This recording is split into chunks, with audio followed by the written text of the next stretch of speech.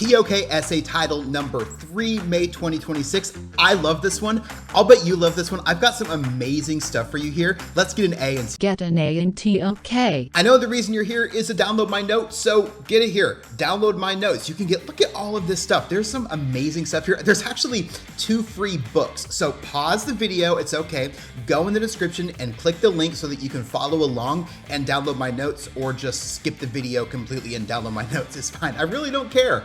If my notes aren't enough, you know you can get a hold of me. We can Zoom as much as you want. I can hop in and help you with your essay. I can provide really detailed feedback. I'll make a video for you. Check out some of my reviews. Like, check this out. I've got a whole bunch of reviews. It's really good. The thing I'm most proud about, 45% of countries in the world have sent me at least one essay. This is so cool, so hit me up. I just got the domain toktutoring.com. It'll take you right here so you can send me your essay. Now this is what you're really looking for, I'll bet. I've been uploading sample essays. I'll be uploading one for this title sometime this weekend, but go ahead and go to my Substack. There's a link below and you can read examples, and when you go to the citations, it takes you to where you can download my notes, okay? So go ahead and read some sample essays that are really good. And then finally, get an A in tok.com/free stuff. We'll get you some resources as well as some organizers for the essay, but you want the video. Let's get the video. Let's hop in the notes. Okay, so here's my introduction. I just got the links here that I talked about. Here's the links so that you can read an example essay of this title. But if you look here, I name every single title. I'm calling this one the interpretive one. And even though this essay has room for lots of interpretation, it's actually not that hard. Is the power of knowledge determined by the way in which the knowledge is conveyed? And if you saw my breakdown video, and if you haven't yet, I don't know why you're watching this video, what I really like is you can actually talk about conveying knowledge inside your essay in the conclusion. So talk about how you, as a researcher, as a writer, conveyed the knowledge that you learned. I love that. I think everyone should do it. But choose this if you want to think in your own way. So there are many different ways to think about what is power of knowledge? How does knowledge have power? There's so many different ways for that.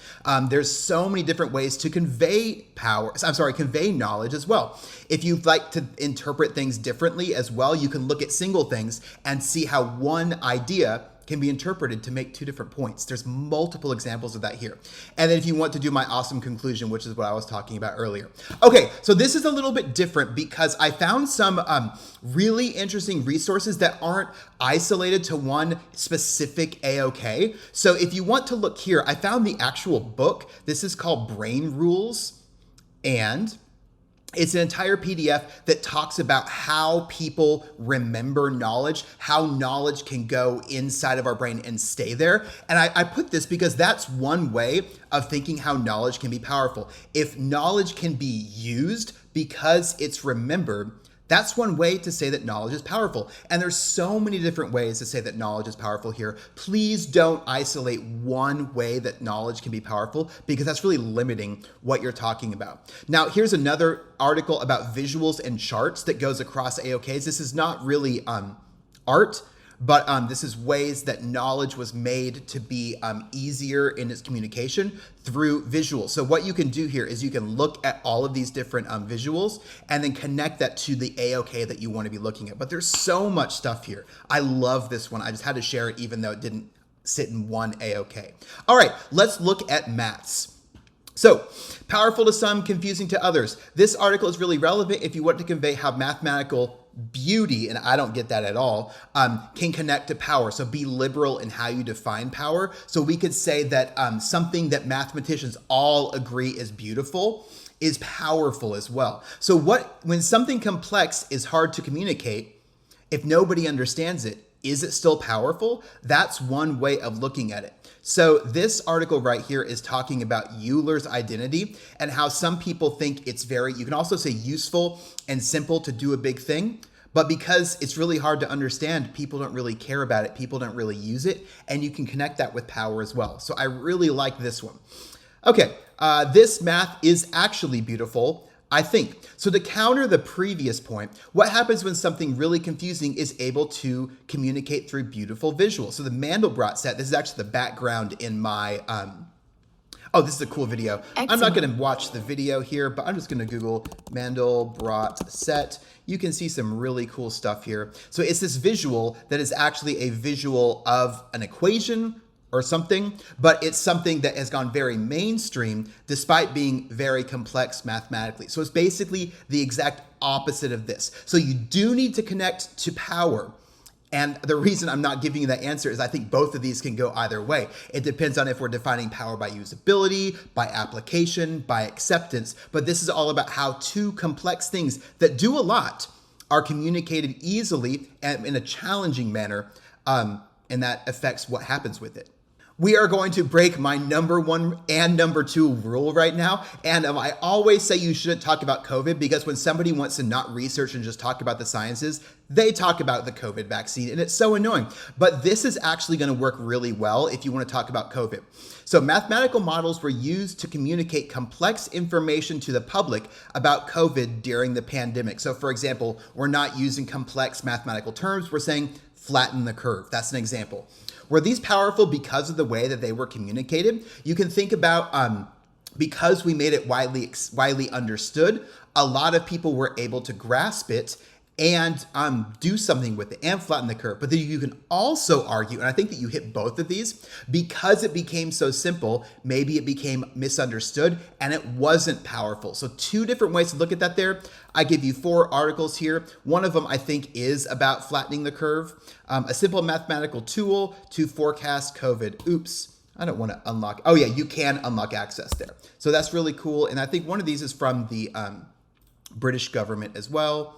It's not this one, but yeah, these are academic articles, but you can read these and find very normal, popular examples that talk about simple ways of communicating complex math and medical information to the mainstream public. Another rule, talking about Nazis. Nazis are often low-hanging fruit. I've often said that the only good thing the Nazis ever did, don't quote me on this, was give an abundance of evidence to TOK. They were so awful, so evil, they did terrible things, but we can learn from them. So this book tells the story of mathematicians during the Nazis' reign and how they shared mathematical truths together. Use ChatGPT to search through it and find quotes. So this is an entire book. It is very complex, but also very interesting. Mathematicians were thrown in jail, and they used math to thrive together. Also, you can talk about how Nazis used math to convey certain pieces of information. That's very good too. So I would not spend your time reading. Well, it's not too long. I would not read this entire thing, but I would use ChatGPT as a way to search through it. But if you do that, you have to ask ChatGPT for the page number so that you can double check it, because sometimes it just makes up quotes. Check out my video about using AI in the TOK essay as well. Does anyone like math in school? The way that math is taught can definitely affect the power that the AOK holds. And so by here, I'll be talking about application. If you don't understand something, even if it is technically powerful, if you don't understand it, does it have power? So these 2 articles discuss how math is taught and how communication can gatekeep knowledge, thus power. One thing that we don't want to do here is just say knowledge is power. Remember in my breakdown video, we're not going to just equate those. So we want to think, how could this knowledge have power? And here I'm talking about acceptance. So if somebody can accept something, can understand something, they can apply that, and that's power. But these 2 articles say if teachers are X or if teachers are Y, it's not going to be understood. Therefore, you're just speaking to a brick wall. Okay, next, let's hop into the arts. I really like using the arts to contrast with maths, which are required for this. So this example is so good, you have to use it. And when I was researching this, I just freaked out because I'm like, everyone's gonna love this. Okay, so first, there's a painting called Family Group in a Landscape. So I'm gonna show you that first. Go, computer. Okay, so here's the painting right here. Take a look at it, okay? That's it, okay? So that's the painting. Okay, but now, then artist Titus Kaffar did a work based on landscape called Shifting the Gaze. So he's taking the same knowledge, the same artwork, not the same thing, and he's doing his own. So look at what he did here. It's based on it, but he's changing the way that this artistic message was conveyed. So what we have here is a completely different way of conveying knowledge. So look at the knowledge that is being communicated? Don't just say this is artwork, therefore knowledge. No. What message, what idea, what point is being conveyed with the artworks? And then here's a commentary on the artwork, basically a blog post. And then here's a TED Talk by the artist himself talking about art and history. So I love this because we have two different artworks. They're kind of the same artwork, but they convey different things because of the way that they're communicated. I love it. Can art lie? When an artwork conveys knowledge that is related to a real event, usually history, how does the artistic act of conveying the knowledge interact with the truth of what happened? So if we paint something that is representing history, how accurate does it have to be? Here's an article to get you started. Just a couple things that popped into my mind. Dylan's song Hurricane came to my mind as well. What power does art have when it portrays an event and it distorts the truth? What about when it completely adheres to the truth, or when it completely, I'm going to say tells the truth? And how does the art form or medium affect this? So when it's a song like Dylan, or when it's this article here, and I think this is the painting, inaccurate artistic events that were painted. How does that affect the knowledge, the power behind it? So does this painting have power? Okay, why? I totally think it doesn't. Some of these paintings are specifically made to give power to some sort of party. Ooh, advertisement. Okay, let's go on to my least favorite TOK Arts example. I don't want to click on this link, but I will for you. I hate having to link to this title, this artwork, for reasons that you'll see, but artwork is meant to convey a specific piece of knowledge. This one is about the love that the artist's mother has for her children. Okay, so I want to create an artwork about how much my mom loves me. Okay, that's great. We should all love that. But here's what the artwork is. I'm going to close my eyes. I don't want to see it. So the artwork is a massive sculpture of a spider. And this is all about a mother's love. I don't even want to look at it. So this is conveying a piece of knowledge in a certain way. How powerful is that? And here we could talk about power into the person who's viewing it. How much does it affect that person? How is that message having power over a person to appreciate that, to appreciate their own parents? So there's a lot to do here. And again, I think that this can go either way. Okay, so something similar also about mothers. I hated the film The Green Knight. It's like the most pretentious film I've ever seen, but a lot of it made no sense. And so I read an interview. I have two different interview articles here with the director, where he talks about the ending and some of the influences in it. And he's making this movie about a classic British legend, but then he's integrating stuff about his mom and his childhood, like the director's own childhood. And he's like, no one would understand this unless they know me. And so I'm wondering, like, why put it in there then? Would we understand the thing about the artist's mother and Maman, that spider, as well? So a lot of this is how are we supposed to understand the knowledge? How is the knowledge being conveyed, and does that even matter? Because if the knowledge is not being accepted, will it even have an opportunity to become powerful? How hard do you rock? There are many examples. Please choose your own. Don't choose this because they'll know that you didn't work that hard. That songs can sound like they convey one thing, but they are actually conveying another. So when I was in high school, there was a song called Du Hast by the German rock band Rammstein, I don't know. And it sounded really rebellious, and a lot of people thought it was about hate. But then when you actually learn about it, it's not. Conversely, Bob Dylan, another song by him, Like a Rolling Stone, sounds extremely happy, but is very depressing. Extremely powerful song right there. So how is it affected by the way that it's conveyed? So how do these interact? How does sound and aesthetic affect the power of the knowledge being conveyed? So here, I might define power as the ability to emotionally affect the viewer or the listener. And that's not really going to work in math. So we can look at power in a lot of different ways. Human sciences. So I'm doing two AOKs that are very different from maths. And this one is really interesting. The Dr. Fox effect is something discovered that is absolutely relevant to this topic. The reception of knowledge is greatly increased when communicated in certain ways. There's many different examples of the Dr. Fox effect, so you can pick your own, pick one study. You can even talk about how this happened in your class, in your education. This is about reception, though. So how can we connect this to power? Again, I would say that if a piece of knowledge isn't received, then it has no power because it's not going to be used at all.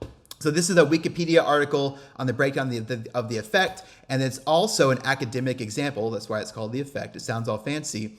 And I got to verify I'm human. And then here's an example. You can download the full PDF, great academic research here that's exploring the Dr. Fox effect even more, which is basically if someone appears reputable, people will listen more often. I really like this idea, which is why I'm dressed up right now. Okay, so this is the full text from 2 researchers that I learned about when doing a deep dive on the Dr. Fox effect. I love this idea so much that I just decided to read a little bit more. So this is the entire study here. And basically the conclusion, spoiler alert, is that nothing matters except for communication. And this is a quote from the article. So you can read the entire study right here. Again, amazing academic research. You can Control F, search through this. This will take you, 20 minutes to read, but then you have an amazing and relevant example that you can quote in your essay. Okay, The Big Short. I love this movie. I learned to love economics because of the Planet Money podcast, which got its start from an episode of This American Life called The Giant Pool of Money. If you haven't listened to This American Life, it's pretty much the podcast that inspired almost every podcast around today. And what they did was they explained the global financial crisis in very, very simple ways, through people's stories, not through theory. So then these podcasters who made both of these podcasts, they work with writer Michael Lewis and comedy director Adam McKay to make a comedy about the 2008 financial crisis. So this could be contrasted to, I just found a really boring article about the financial crisis. I don't understand anything here. And so you can also talk about economics class. If you've had the 2008 financial crisis explained to you, how does that contrast with watching the movie The Big Short? And then once you've received that knowledge, is one more powerful than the other? Again, you can determine what power is in any way that you want. And then finally, what about what isn't communicated? This is very interesting, and I think there's a lot of power here. So if something is never said, was it communicated? Yes, but we could also say no. So you can learn about hidden curriculum and think about how this can contrast with other examples. So hidden curriculum is the idea that there are certain norms and ways of behaving that are passively communicated in school. So there are things you're supposed to do. There are things you're not supposed to do. You're not explicitly told these things, but that cool kids wear this, losers do that. And this is called the hidden curriculum. And so I love this. Here's another article about it. And you can learn about ways of communicating that are not just written. And I think this would contrast really well. This is not a long article either. Yeah, but it is academic. Yeah, I would consider this academic. So this is a great example that is pretty casual, but will also connect to your own experiences as a student. And you can pull that all together and say, here's the academic example. I have experienced this in this way. So many examples to get you started. So many of these were academic, and I think that's really important. Now remember, all scores of an A and really scores of B use quotes and use academic evidence. There might be some personal stuff, but the more academic your evidence is, think about specific experts, specific researchers, specific professors. Anything that quotes that is top notch. If you need more help, check me out here on Fiverr. Remember, people all over the world are sending me their stuff. I would love to help you out, make a video just like this for you, just about your essay. I will only send it to you. I hope that TOK sucks a little bit less than it did at the beginning of this video. I'll see you next time.